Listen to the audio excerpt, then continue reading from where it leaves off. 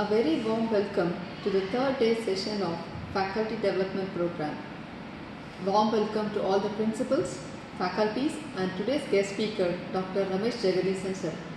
Yesterday we had a talk on good research practices and thesis writing by Professor K.V.Ramana sir, Principal, Andhra University, College of Pharmaceutical Sciences. Dr. K.V.Ramana sir has put his valuable insights in his talk. We are privileged to have Dr. Ramesh Jagadeesan sir in today's faculty development program as a guest speaker. In today's session, Dr. Ramesh Jagadeesan sir is going to present on innovation driving quality, pharmacy education research and practice. The outlines of today's session is innovation in development, quality and regulatory skill requirements at various levels. Now, I ask Dr. B.D. Sundar sir, Professor, Head of the Department of Pharmaceutical Technology, to introduce our guest speaker, Dr. Ramesh Jagadeesan sir. Over to you, sir. Sundar sir, thank you. Good morning to one and all. It's my pleasure to welcome our today's renowned resource person, Dr. Ramesh Jagadeesan sir, for the 5 days FDP program organized by GIET School of Pharmacy in association with IPA branch, Rajamundry branch. Dr. Ramesh Jagadeesan sir completed his PhD in Pharmaceutical Sciences and Master of Pharmacy in Pharmaceutical Analysis. Sir has vast 21 years of experience in R&D. Dr. Ramesh Jagadeesan sir had 21 years of strong leadership experience in pharmaceutical R&D and manufacturing sector. He had key contact and business director for top multinational pharma companies. Currently heading the Analytical Center of Excellence for global entity Resiform, Bangalore. Dr. Ramesh Jagadeesan sir worked as title director and title associate director in Chemical Biopharma, Bangalore for a period of 5 years. He had been a team leader for Apotex Inc. Bangalore and worked as senior research associate Wakad Pharmaceuticals for a period of 2 years.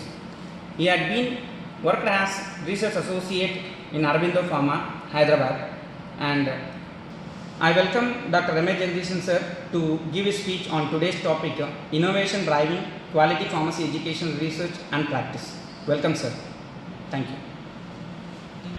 Okay, first of all, good morning to all, and it's a great pleasure for inviting me for this presentation, and I'm very glad to share my thoughts and view to the great people in the pharmacy industries, and I'm really honored for this honored and privileged for this particular event. And first of all, thanks to all the Indian Association of Pharmacy as well as for the GIET College. Okay. And thank you one and all. So today, I will be sharing the innovation on the quality, driving the quality topic, and I thought this will be useful for the pharmacy school as well as the lecturers who have been participating on this event will have the value, and they can see that what is the insight, what we do it from the industry point of view. Okay, so that's what we try to cover on this, but feel free to ask more questions if you need any clarification. I'm happy to give as much as information what I know. If I'm not, I can surely come back and say that what is the details it is really required. Okay, thanks for all for the introduction and everything. So I'm getting into the presentation. Okay, the Indian pharmaceutical industry. So currently, I think I know most of this all are in the pharmacy field, pharmacy family, but they know everything. But as an industry point of view, I just would like to re-emphasize or refresh our memories. So first, India is the third largest manufacturing on the volume in the world, as well as ninth in the value. So most of this with the India plays a key role in the pharmaceutical sector, and I'm proud to be there in the sector like the pharmacy group, and which has been emerging like anything, and we have been on top of the business. So that's way I feel very proud, and we are contributing to the not only the nation, we are contributing to the world as a pharmacy group. And second thing is more than 80% of the total HIV and AIDS drugs have been produced in India, and it has been supplied to globally. So 80% is of this drug requirements are being supplied from the completely from India. That's a great thing what we have been doing for the service to the world. And India is supplying more than 250 countries in the globe and in the entire world market. So that's one of the most important point where the Indian pharmacy and the Indian pharmaceutical sector will serve for the nation as well as the world. And the expectation of it is the current business is will the pharmaceutical business will improve to up to 100 billion US dollar by 2025. Currently, we are on 50 billion US dollar for in 2020, which is expecting to grow for 100 billion in 2025 in 5 years time. It means those who are studying, those who are in the field of pharmacy will have a great future for them. It's coming on the way. So those who are in this field, really they will get a lot of opportunity and they will grow in phenomenally. So that's what I am trying to say. And most importantly, the vaccine supply, India is the one of the largest producer in the world. Why am I highlighting this point? So, what is the current role of our pharmacy? Because those people come up from the pharmacy industry, pharmacy field, how they have been contributing to the world, and how this making the Indian economy is on the different pathway. So that's the reason I'm trying to highlight this point, and it will be a great honor for all of us who's having a participating and participating to the GDP growth as well as world economic growth, and most importantly, patients' safety and health. People have a good health, and the people like us is mandatory. So we are going to grow, and the field will be growing. Now, coming back to on the current situation. So when we are giving a presentation today, the reason is Corona. Otherwise, people would have been doing that presentation on in person. But most of the events are happening at this moment for the virtual presentation is because of this Corona. Okay, Corona has stopped all the industries and put it on the lockdown and put down on the on hold all the business except paramedicals, and there are few other supporting like police and frontline workers or those people. But the key role what currently people have been playing is one is the medical and paramedical team. So how it has been come out on the during the paramedical, because the lockdown, the corona has locked down for the entire world except the this particular field, because we falls under the essential services. And on top of that is not only the manufacturing, and even the research was on during this period. Example, in the development, people have been looking, the world is looking into the India for the hydroxychloroquine demand and the vaccine development for the identification of the leads. And there are few new products for the remdesivir as well as regulatory approval on the fast track. And another side, the maximum, the global leaders are coming and requesting for India to supply for the chloroquine phosphate tablet. So this is one of the privilege, and it's our pleasure where we have been standing across the global arena where we have been doing. Example of like chloroquine supply, paracetamol supplies, and like antibiotic azithromycin supply. So these are the some of the milestone what India has been reached in the pharmaceutical sector, and we have been proud, but we need to grow still more on to it.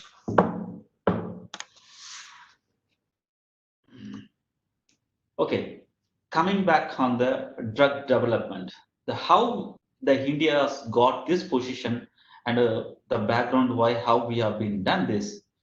The drug development has a lot of stages. Example starts from the medicinal chemistry and pre-formulation studies, and then drug substance development and manufacturing, then formulation development, analytical development, clinical services, commercial manufacturing. Then once the product is on the market, then we ensure that the life cycle management of the project. So these are the process of the entire drug development process. Example, now a lot of companies are there in India who's doing only the medchem, that's the medicinal chemistry and the pre-formulation studies, which incorporates, there are segments who does only the med chemistry, there are expertise, and then there are few companies who looks after only the drug substance development, like the API development and the manufacturing process.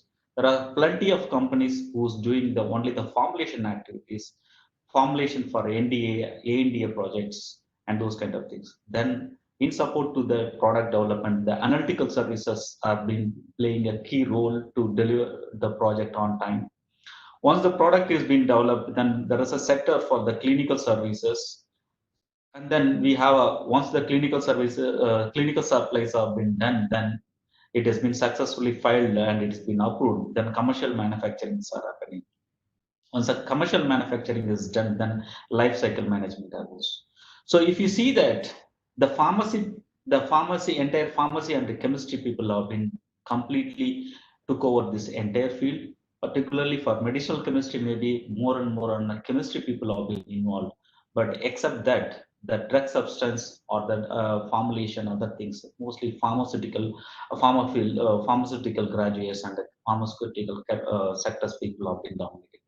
So this, the reason I am putting this slide is, so when you come out from the pharmacy, how the world of the manufacturing and R&D sectors, how that has been open for the new candidate, new graduates who's coming out of from the pharmacy school, has a variety of opportunity to flourish their career. And what is the skill we need for each of the development or each of the sector? That's what we are going to discuss. So I've given the overview of how the products being developed, but now getting into that, the skill development. So we have a vast area. So how we have to develop on our skill in the pharmaceutical industry? Can we, the person can develop an entire skill? I may not say no, yes, because you have a very vast range of areas. So based on our interest, based on our academic knowledge, or based on our interest, we should choose which is the career we have to build. That's where we have been more important to take the decision.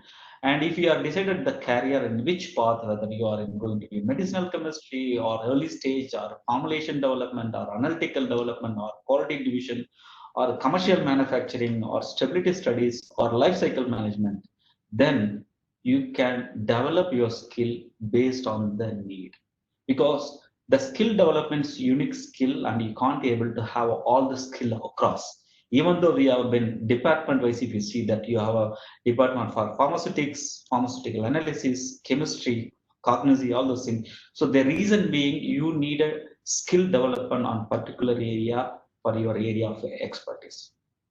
So now we'll touch base more and more. What is the skill development which is being needed on each of the areas?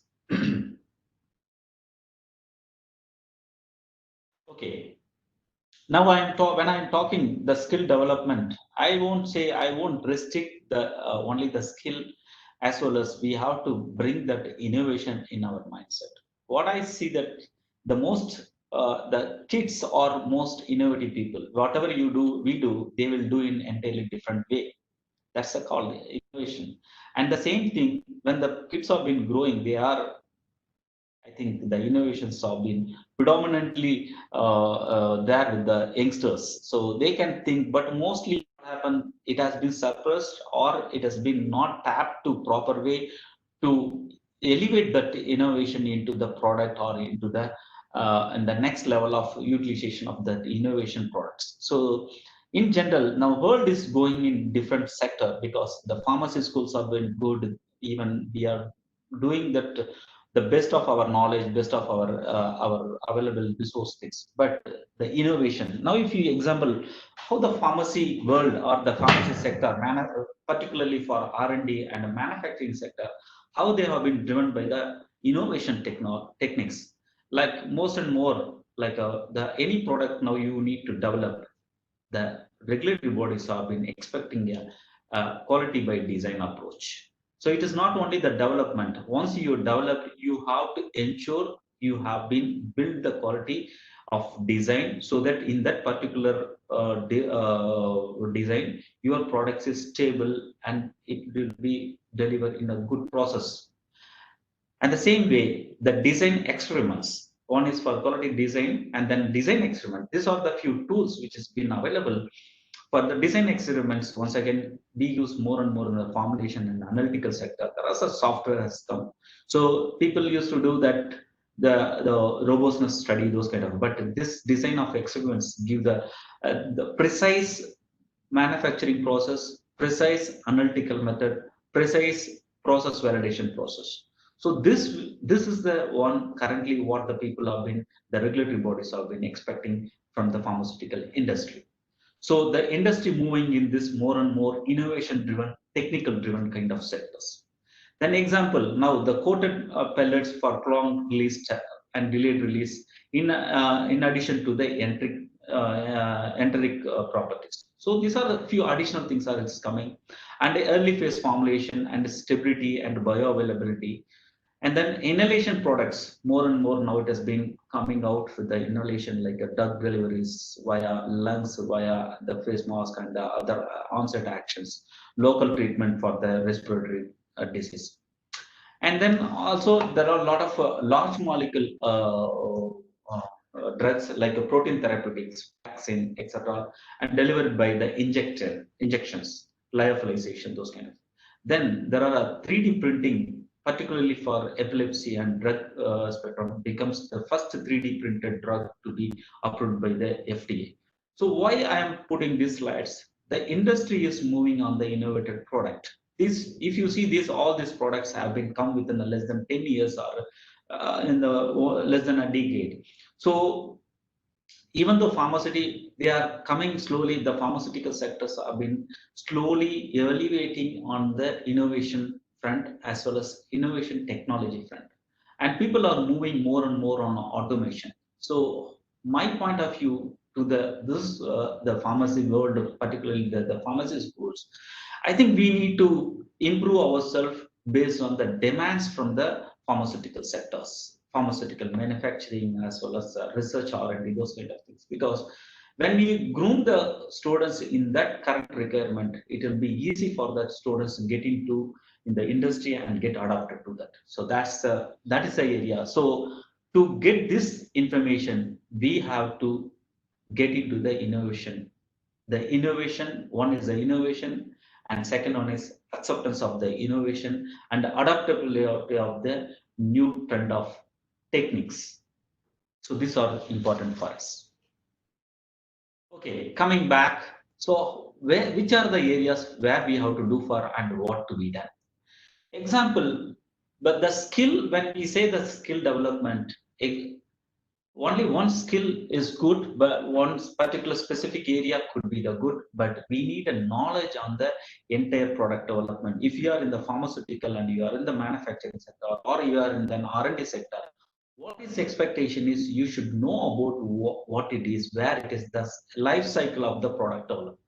So life cycle like of product development consists of like from API and RLD characterization. API is an active pharmaceutical ingredient and RLD is a reference label drug product. So which is example, if we have been mostly in India is one of the leading and filing for the ANDA in the US. Okay, so it is, we are in India, we are good in copywriting that product, like a NDA product. Any of the new drugs have been filed in anywhere in the globe. Indians are very good in copywriting that product and ensure that they will develop a product which is equivalent to the new drug products. So they are very good and they have been delivering and for the 2 decades of pharma currently. And this is, so we need to understand when we do the API and RLD calculation, what we need the information from the API, the form of the API from the exactly, like it's is there any forms available, like a form 1 and form 2, form 3. There are some of the molecule which has been very active and specific therapeutic actions on the based on the forms it has been available. And the bulk drug and PSD is now particle size distribution, and bulk and tab density will give a rough idea about how the API is behaving.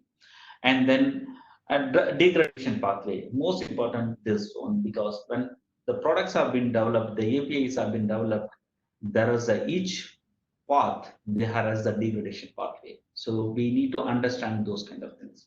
When you come back to the compatibility studies, you should have the selection of excipient, selection of container closure, and sometime now there are more and more dermo products. We have to do the reverse engineering. So the reverse engineering is nothing but if there is a product has been filed in any of the regulatory bodies, they do the reverse engineering to identify what are the content it is present and what is the quantitative measurement it is being present. This has been briefly, the ICH Q3 guidelines have come out, and that we need to comply to file that any of the ANDA for that.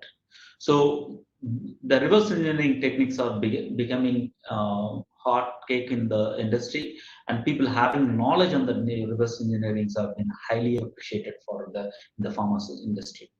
And then the semi-solids, as I said, that the Q and Q2. So to understand what is the kind of composition and what is the kind of quantity it has been mentioned and the present in that, that is very important to make the copyright of the product.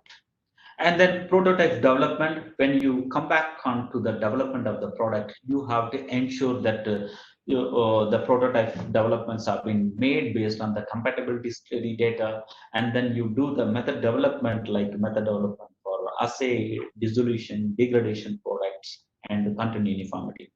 And most importantly, now this is the one of the key area which is coming booming in the pharmaceutical industry because of the therapeutic use, particularly for the topicals like ointment, cream, gel. For anything you want to file in the regulated market, you have to study the IVPT and the IVRT. It is not intravenous reference. So the IVPT and the IVRT. So these are the two things we have to perform from our end, and then we have to show the equivalency between the product which you develop as well as the product which is available in the market, such as an R&D product. You have to compare.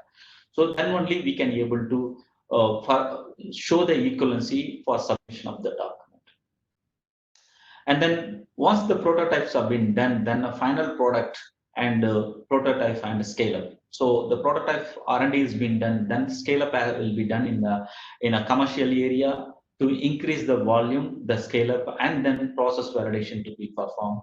And then the change in the manufacturing formula, if there is anything, as change in the manufacturing process is there, because when you are moving to the prototype to the commercial area, then you have to understand this process, and then you have to do the method validation. Then moving on to once the scale up, everything is process validation is done, then the product will go for the registration or exhibit batch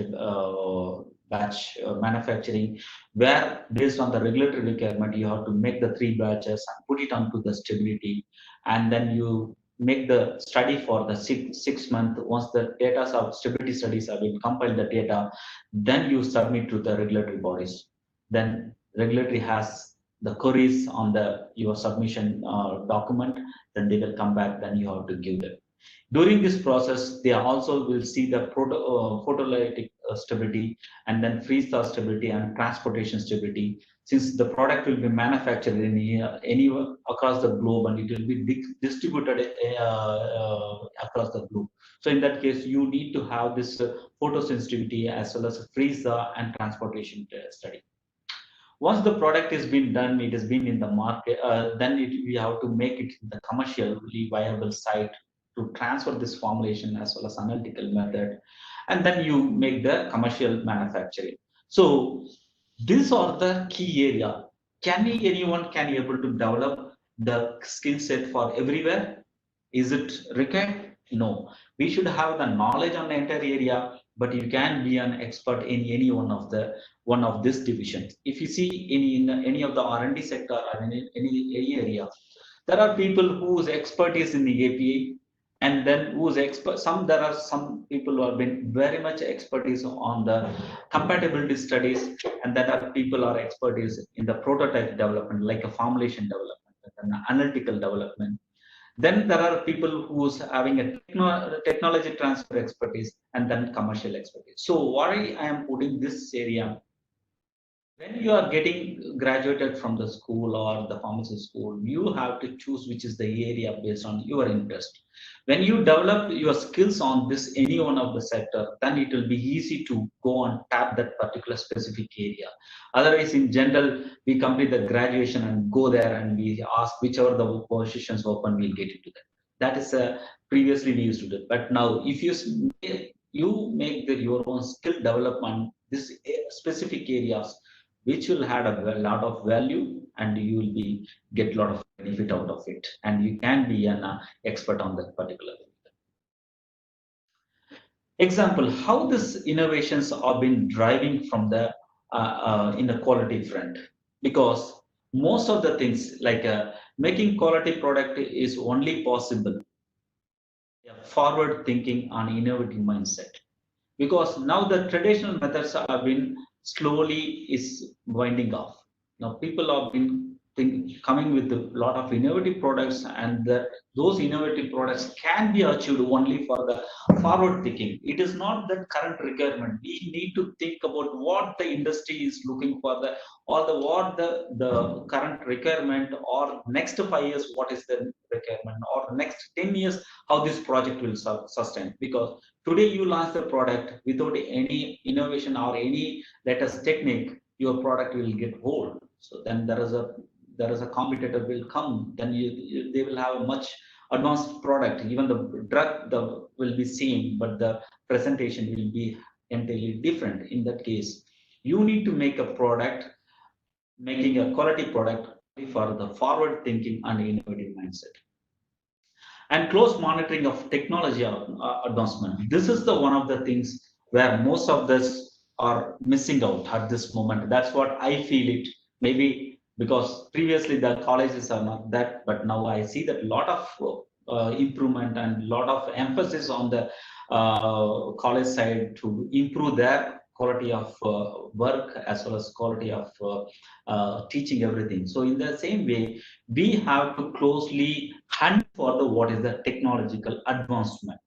Now the reason I'm telling this, there are, as I said, now the QBD, quality by design expertise, these kind of things have been very much familiar in the pharmaceutical industry. We need to bring this into the even the pharmacy schools, so that they will should know that what is the process, how it works, and then they can improve on that. So closely monitoring of the technological advancement and adapting, not only the monitoring. Once you monitor and you get to know that the techniques, then we need to adapt that and based on our product needs. That is the most important what we have to have. And then consider that always the expected is unexpected. The reason about when you getting into the innovation, you will expect something, but you won't get that. So that is, so you should go always then the mindset. When you do any kind of innovation, anything different from the regular process, the number of failure will come in front of you much higher than the regular work what we have been doing. The reason because anybody is doing a traditional way of approaching the development or these things, then they will follow the regular process. But anything you are doing something different, you always should have a mindset of considering expected as unexpected. So you will face a lot of unexpected issues, but you need to overcome. That's most important. And the industry has been elevated into the next level. Example, I don't know, mostly I think the pharmacy people would have been aware. Now a lot of guidelines have been changed from the US FDA, as well as ICH guideline and the EMA other guidelines.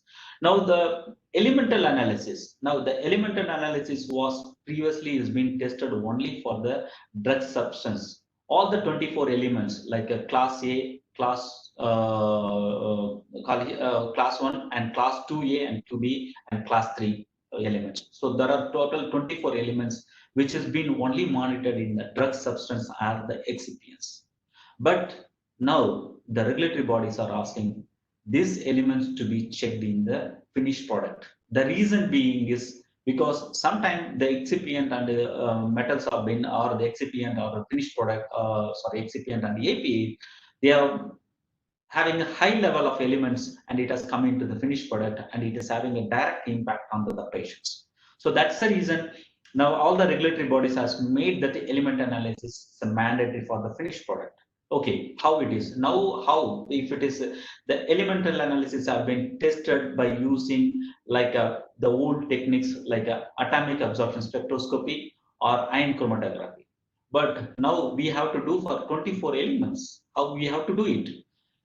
Because the ion exchange chromatography as well as atomic absorption chromatography can analyze only one element at a time.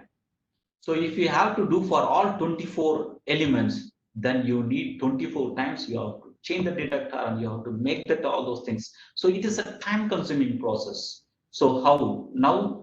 Basically, now they have come out with a new instrument called ICP-OES, ICP-MS, which is being predominantly used in the nuclear sectors. If you are buying any ICP-OES as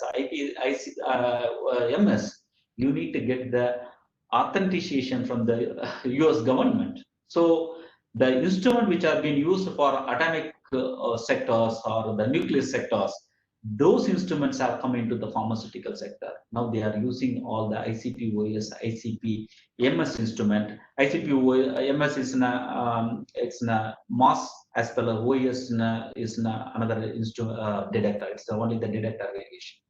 So these instruments have been used. So in this instrument, you can run a single injection and you can detect all the 24 element in a single injection. So see the technology advancement. If you have to do for the one elements in a one-time analysis, but when you are using like the modern techniques, then you can be able to do this. So this is the innovation, the advancement of the techniques. So we have been using. Same thing, the NMR, XRD has been used only for the drug substance. Now things have been changed. NMR and XRD has also been used to monitor if there is a farm issues have been there. The API has been changed during the any formulation or not. So there people have started using NMR, XRD in most of the formulation to ensure whether they have the same forms it is being present. Like, and second thing is the UPLC. I think I can give that there was a lot of improvement on the HPLC from there to the UPLC, which reduced the runtime, so we can able to speed up the process of analysis as well as bringing the product early to the market. And I don't know how much people have been aware about the QDA detector. This is one of the new detector, which is a kind of LCMS detector, but they have been now we can use for this in the HPLC system just to do, but the cost of the instruments of the detectors is much lesser than the LCMS. But this is one of the QDA detector we regularly use to see if there is any unknown impurities found in the finished product, which is more than 0.2% in the reporting threshold as far as ICH guideline. And then how the innovations have been driving the pharmaceutical industry. Just want to say how the progress on this. Example, still I know that there are in the pharmacy schools or even I use that when I was in the pharmacy school. Whenever we do acid-base titration or alkali aqueous titration, alkali titration, we use the manual titration. That's what the process where we used it. But slowly that has been coming to the manual titration has been the instrumentation wise it has come as a non-aqueous titration and the acid-base titration. So like Metrom has come with those kind of two instruments. Then after that it has been elevated to the next level of functional group analysis. After that now it is now automated with the 21st CFR compliance instrument. Now the same titration instrument can run overnight without anybody. So they can they can prepare all the samples, keep that, and they go home. And next day when they come, they will have the result.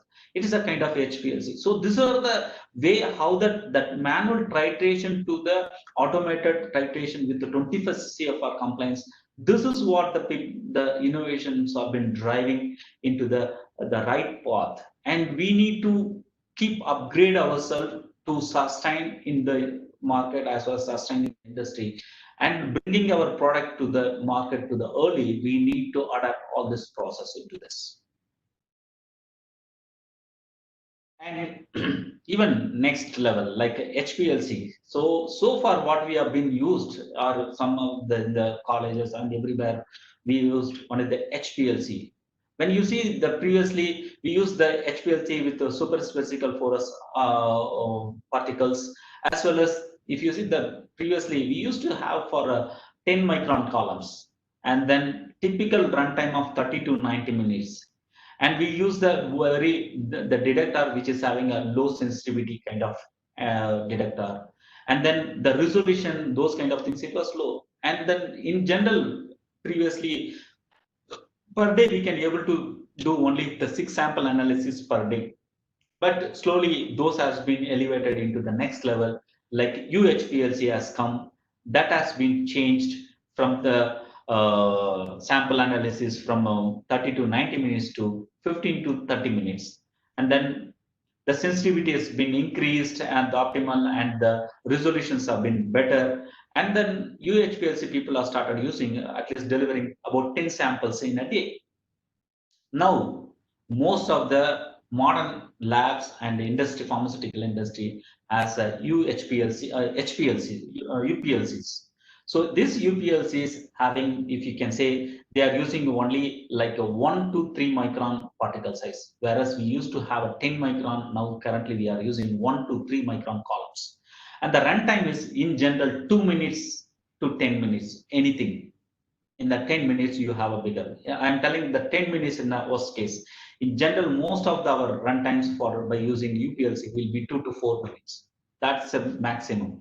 Even high complicated, if you have a 90 minutes runtime in HPLC, that method can be converted into UPLC for 10 minutes. See the productivity of those things. So that this is the massive way of people have been improving on the throughput of the work as well as the research. So whenever you want to take the trial and make some changes and you check that, it will take a lot of time. Now it is not that things.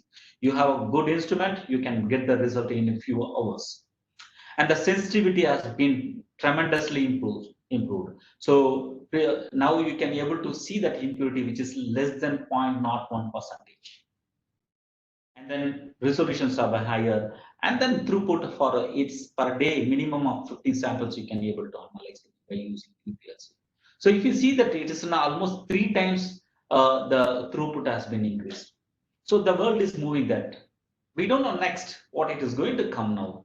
Now the what I'm talking about, the UPLC itself, it is not a 10-year-old technique. Now industry is awaiting. There are a lot of other things have been coming out. So many things like I think people be aware.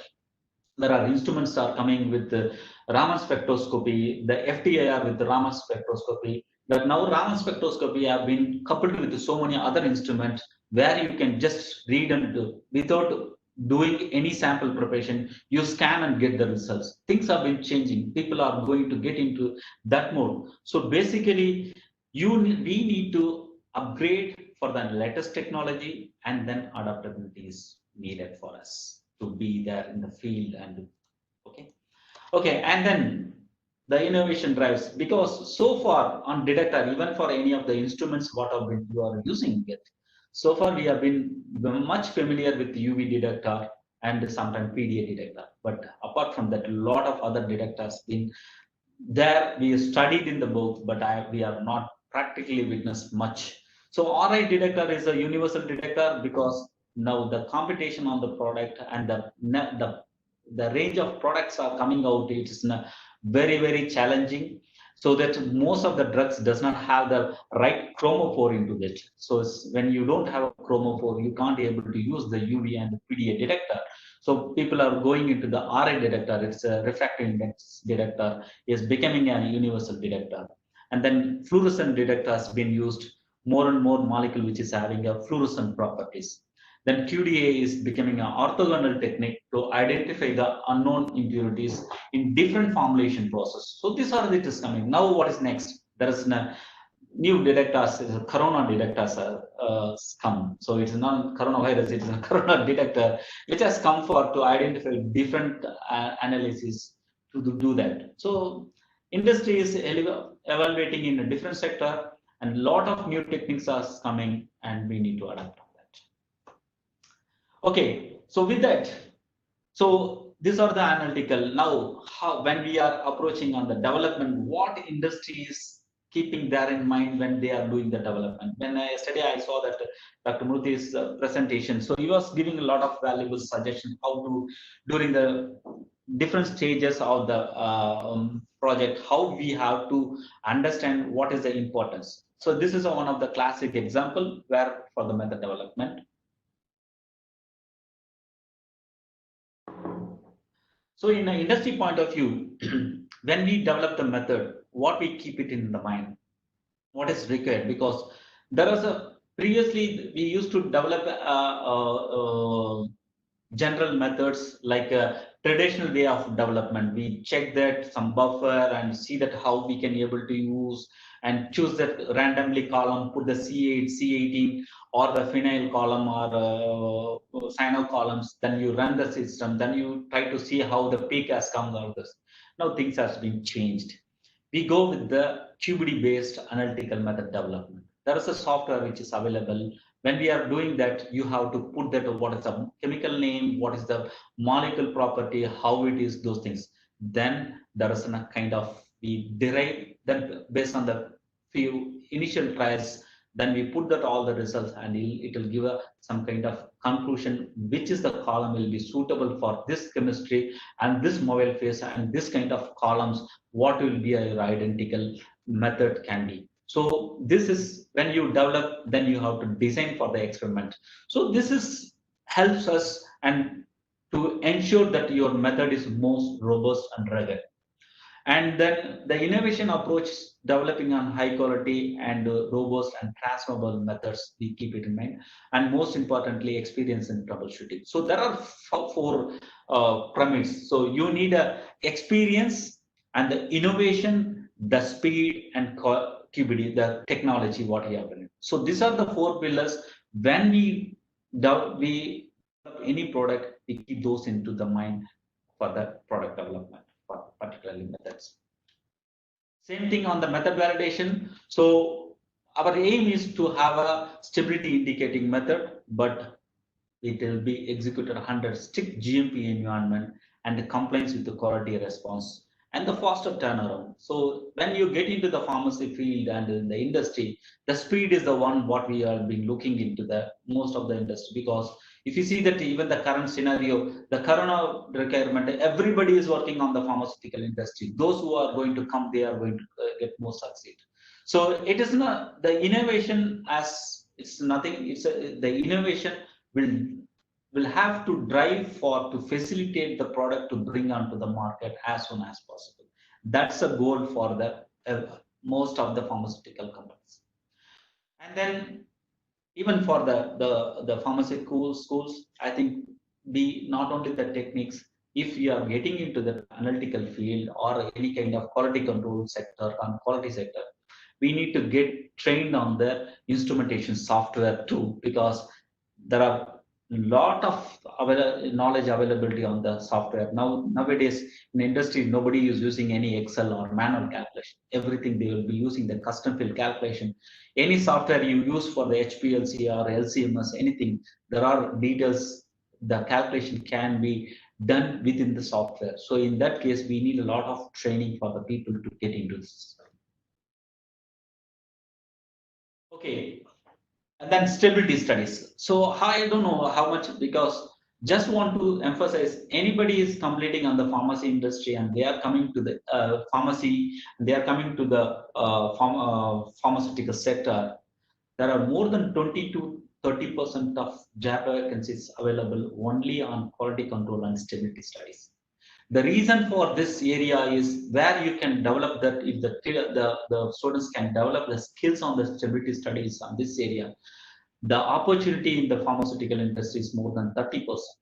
The reason is every regulatory bodies want to have the stability data for all their manufacturing products. Example, any new product if you are submitting, you need to have the stability studies for the minimum of 36 months. And then they can be able to take only for the filing with 6 months stability data. On top of that, any product if you are manufacturing in your facility, you need to have one of the batches into the stability for every year. So if the facility is manufacturing more than 200 product, and their 200 product will go for every year for the stability studies. So what I'm saying, this is the one of the key area. If anybody develop those skills on the stability, they have a bright future in the pharmaceutical sector. And generally, so this is the pharmaceutical, because the stability data is required from the zone 1 to zone 4, like zone 1, 2, 3, and zone 4A and 4B, all those things. About 30 to 40%, yeah, I'm told 20 to 30. There are even sometimes it's a 40% of the samples are charged into the stability. The opportunities are plenty, and there is a lot of good analytical knowledge.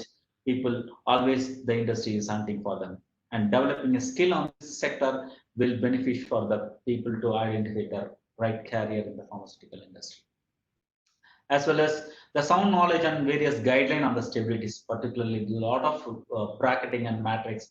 The ICH talks about more and more on the stability, where the bracketing and matrixing, these are the things, few things they can explore. Even they can give this as an M.Pharm project or some kind of PhD, where how this bracketing and matrixing approaches are being designed for the studies, because this bracketing and matrixing approach will come only when you have a single product with a different dosage forms. Example, there are some tablets which have a different strength, like 5 mg, 10 mg, 20, 30, 40, 100, those kind of things. If you have a 6 different strength, then they have to put that into the stability study, but they no need to complete study that all the strength in full-fledged. So they can choose. There is a process we can able to apply, like lower strength and the higher strength. With the bracketing approach we can do it, and randomly we can do rest of the other things. So there is a bracketing approach which is ICH guidelines have been very clearly defined, but I have not seen much of on this thesis kind of things. That is the area where we should encourage students to do that, so that they will get into the more details on this. And a photo stability study, freeze thaw. I know these are the few things a little tough in the pharmacy schools, maybe because the freeze thaw transportation studies, those are need a specific instrumentation, even sometimes the photo stability. But the knowledge on these areas really will help for the student to understand what is the stability study for the product. And then a lot of innovations have been happening in the regulatory bodies also, because people are coming into the quality. Some people, after completion of their masters in pharmacy, in the particularly QA QC and area, people get into the regulatory also. Now more and more, because we used to file a lot of paper-based document. Now things have been changed. Everything is digitalization has been done. ECTD format of document filings has been encouraged. Now they are completely wind up all the paper-based things. Now everything, if you need to file, we have to do for ECD filing. So it is kind of it is an error-free documentation. It will be easy to handle, and then most of the clinical and outcomes shall be reviewed through digital document. And most importantly, the reason is to speed to market advantage, because this will help to file the fast track, and you can get that in the approval on fast track. Most important part sector, it is more relevant to the topic what we have been discussing. It's in people and training. The training is one of the key important role. When you get the people and train on the right skill set, you have a impact on the career growth, a lot of benefit for us as an individual person too. Like a training on innovation techniques skills are very important. When we give the product or anything, we have to give them, because the young mind has a lot of curiosity to make sure that how we can able to benefit out of this. So they will come with a different ideas. So we need to encourage on the training, as well as the innovative technique skill we have to give, and sharing the knowledge on the during the product development. If you are assigning any of our product, if we have been doing master like a UG or PG or a PhD, so the overall scope and the previous experience what we have should be shared to those people. So that will have a, because what happened, the research is nothing, but we need not to invent the wheel every time. We can take over from the person who has been done some work. From there, we need to continue so that the research will continue from the further. If you every student start doing the product development from the scratch, then it is not, may not be a very productive. We need to encourage. There are some good thesis have been done. From there, people have to take that thesis further and do that. We need to encourage and we need to bring the mindset of the students to ensure in that way. So that way we can train the student and they will get benefit out of it. And the practical tips and the learning from the failures, because sometimes what happened, like we practice in the industry, like any of the managers, group leader or head of HODs, what we do is, because we come across with a lot of new projects, all the project never been a success in the first step, so we get into the failures. Sharing the failure information to the subordinate, to the students will benefit for them, because it is not that every time you should learn from only your failure. You can always learn from others' failure too. So in that case, sharing the failure tips or failure knowledge also has the value for them to move forward. And the continuous update on the regulation bodies, particularly for regulatory and pharmaceutical. I don't know how many people. This is one of the area where we can able to focus in even the pharmacy schools. Every pharmacopoeia comes with a lot of upgradation, and there is every month they issue the note changes in the pharmacopoeia monograph in general methodology. Maybe monographs may not be required because the pharmacy schools are not running on the product, but the general chapter informations have been very much useful for the pharmacy people, so they can try to give the more update for the students who's doing on their post graduation or the PhD people. And then finally, the skill set, particularly not only the technical, the personality skill set, because there are so many things people comes out of from the college. They have to present them well, and they have to encourage the communication skills to be improved, as well as troubleshooting. Any problem comes, mostly people will have the tendency to give up. We should not. We should encourage them. What is the failure? Get into the nooks and corners and identify what is the root cause of the failure. If we teach them into the graduation and post graduation level, their mindset will improve and they will get into the more on technical aspect, which will help them for the long term. That's my suggestion. And if you follow all those things, what will happen? We'll reduce the time to market and reduce the regulatory burden and enable patient safety. So these are all the things which is needed when you are working on that. When you have a set procedures, set process in place, you can be able to reduce the time to market, reduce the regulatory burdens, and then all the end of the day, you enable the patient safety. So these are the key things what we have to do. Now coming back, what is the industry is expecting from the academic people or from the pharmacy school? Like if anybody is coming from the college, the B.Pharm candidate, generally what we look from them in manufacturing sector, like a production supervisor or technicians or manufacturing production manager, those are the people. What they expect? They expect the basic computer knowledge. Even though we are from the pharmacy, we need a computer knowledge, because most of the areas what happen, people are good in technical or everything, but when they come into the industry, the computer knowledge they are really lacking, so which is putting them in backward. So we have to train them, even though we are, because if you see any literature, so everything is happened this. So this is the area where we need to encourage people to do that.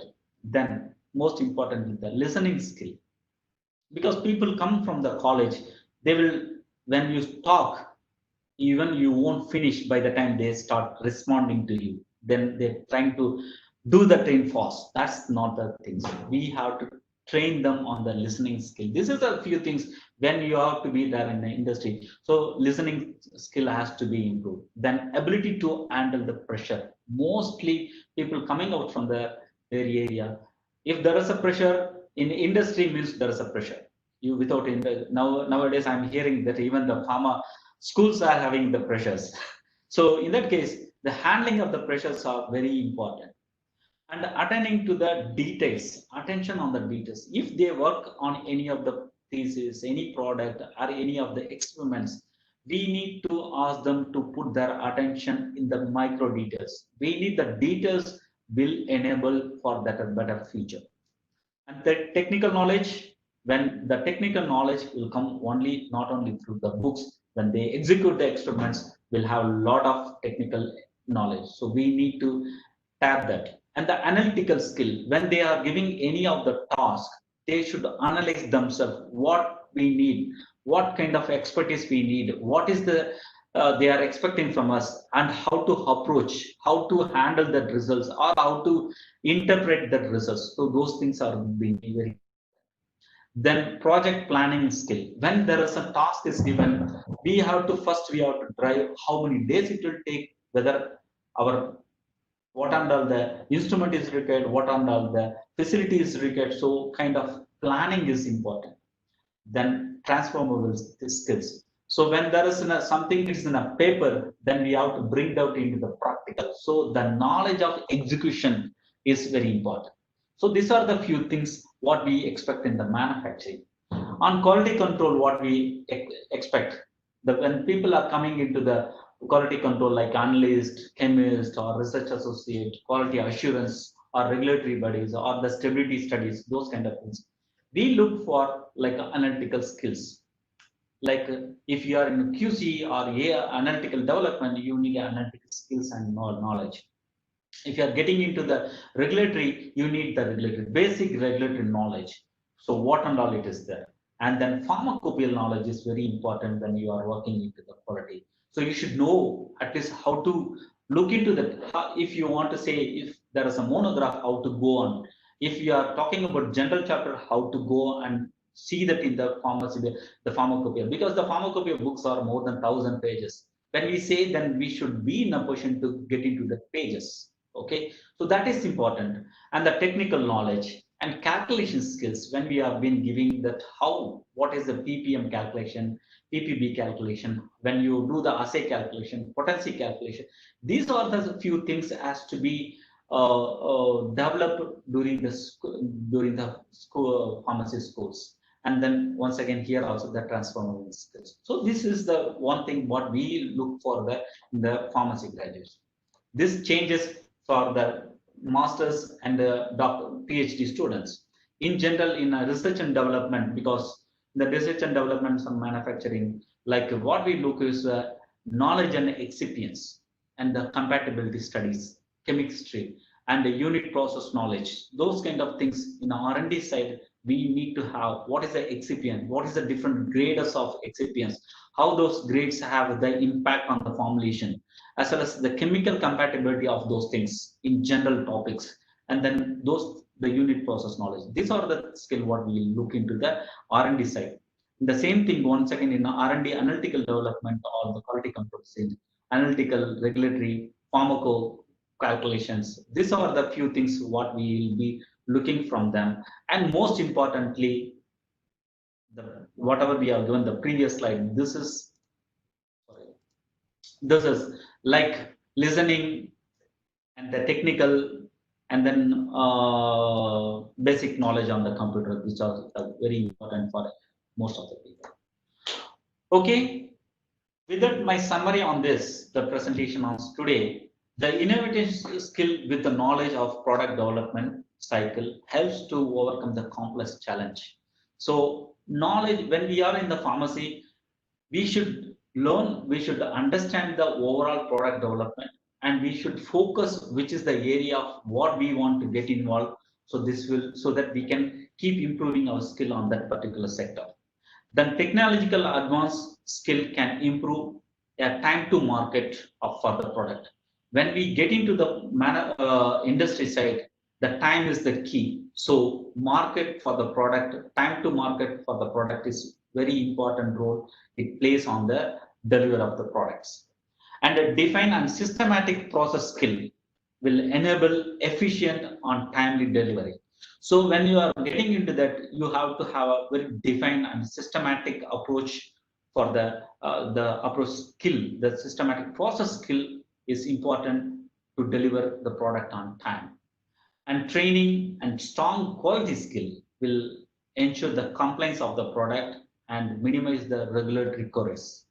And the process skill at any stage of your career will take you to the next level. So anywhere, any area where you work, you have to have your own process for that particular section or a particular division or particular unit. You need to have that process skill, how to approach.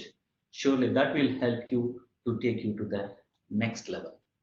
With that, I conclude my session and thank you all for your time, and I am happy to take your questions.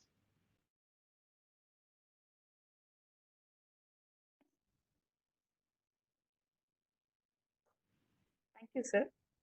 Yeah. Thank you, sir. It's a very good, informative session, sir. In today's topic, innovations driving quality, pharmacy education, research, and practice, you have covered each and every segments of industry where the students should understand what are the importance of each and every segment in the industry.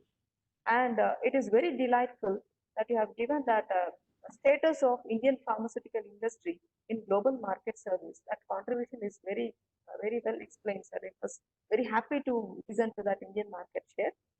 And the statistics about this, the same thing. Indian pharmaceutical industry, it is very delightful. And you have emphasized very well about the broad knowledge from all sectors of the industry and the significance of reverse engineering, the stability studies, selectivity of the instruments. These terms look like a single term, but there is a lot of significance in each and every term that you have very well explained, sir. Innovations in instrumental technology, being I belong to pharmaceutical analysis department. You said that QDA detector or PDA detector. I know the importance of that, and in industry there is lot of importance. That's very well explained. And one more thing, sets of skills were explicited very well. Each and every skills you have in detail you have explained. Sir, we have some questions here. Can I please? Yeah. Ask you? Yeah, please. Sir.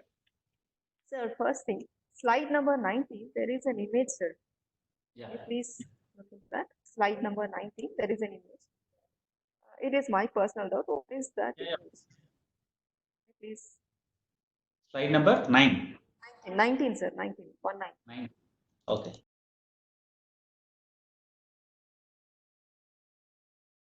Pic is there, a photo. Yeah, correct. Yes, sir. I want to know what is that image? Okay. Oh, yeah. See, that is the image of. There are some of the what we say. There are sterile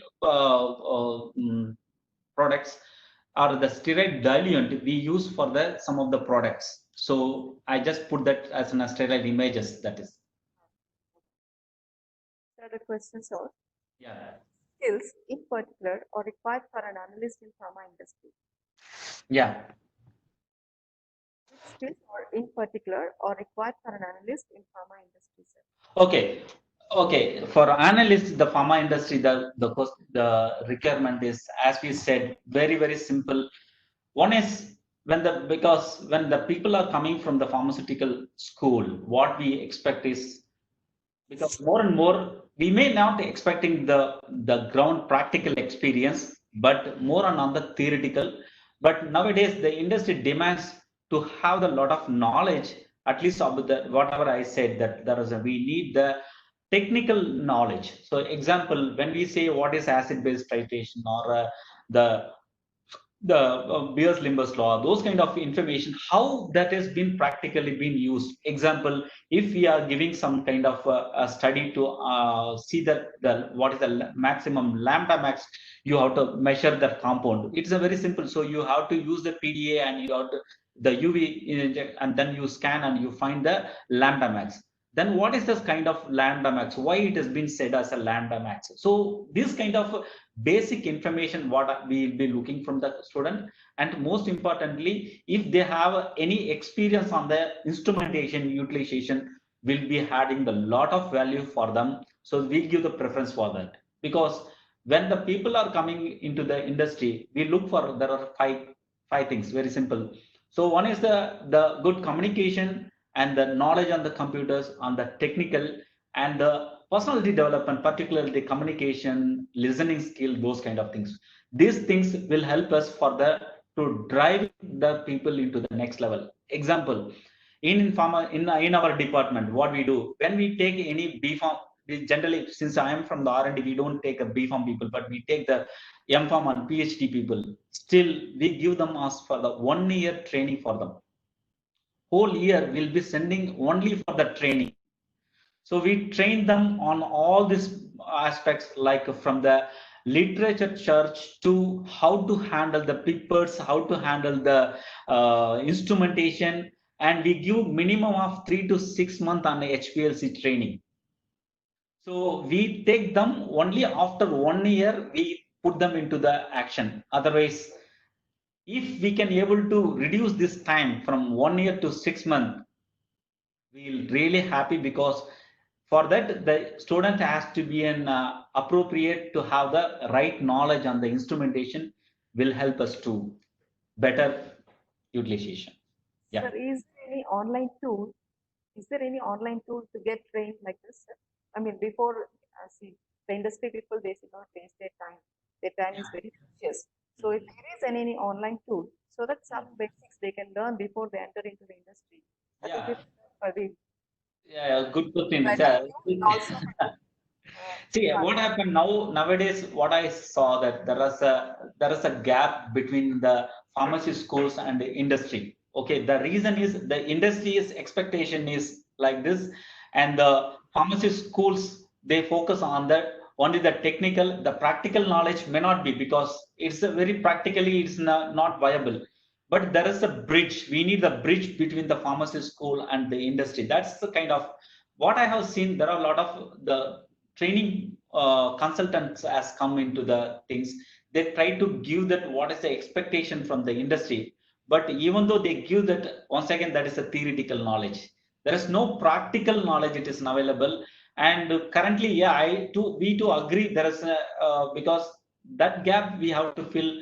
Only the schools has to bring that this kind of few techniques, like most of the instruments, not, I'm not telling about the high end of instrument, but you need to bring that most of the instrument, the minimum instrument, and you have to give the practice for your student to train that instrument.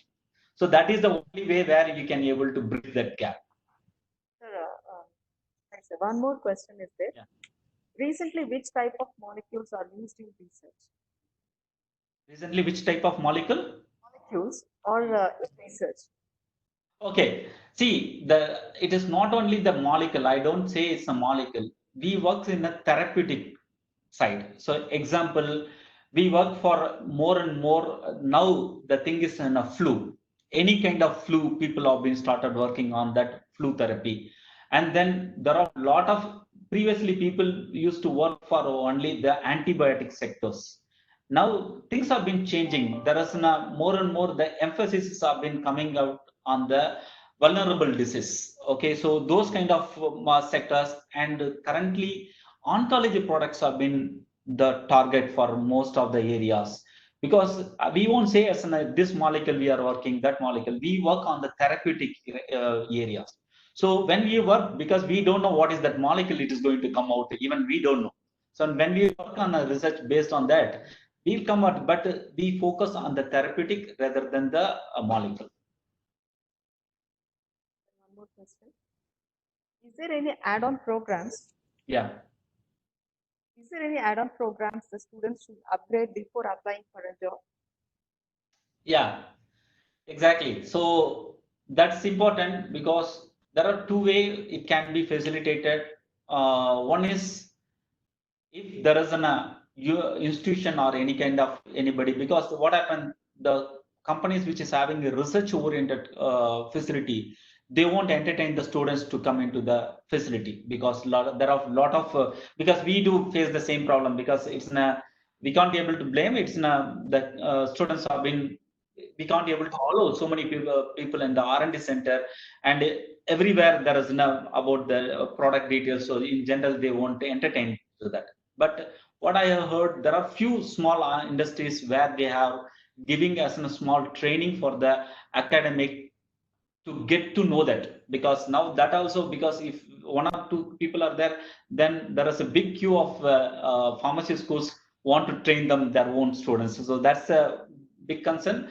But there are few things, but I'm not sure where it is. There are, I saw that in Bangalore there are a couple of industry who facilitate for that week at least a week or a month of training for the pharmacy students. Sir.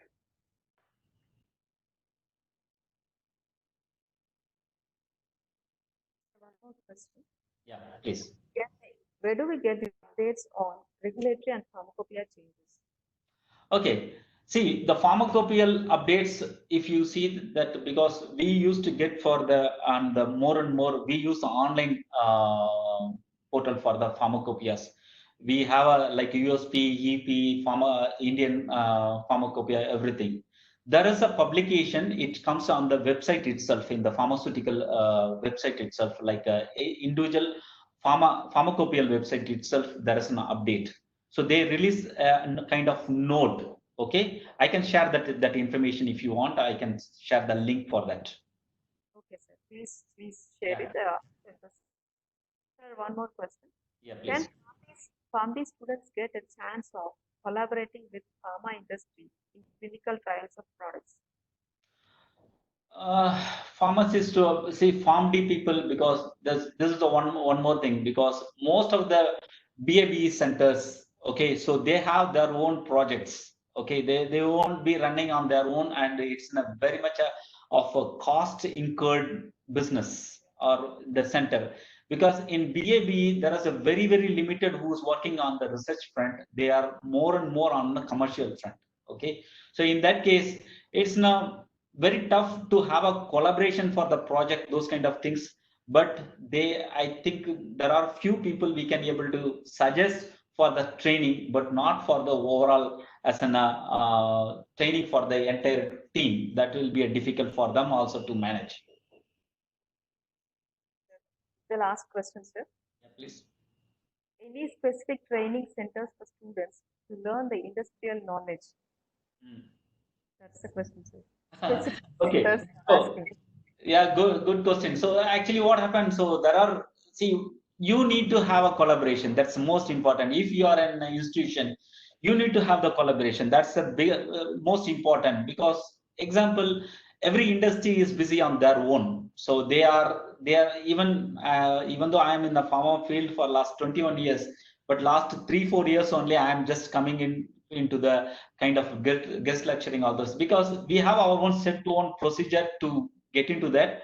But what I have seen, there are a couple of deemed university or the college in Bangalore has the tie-up with one or two institution in Bangalore.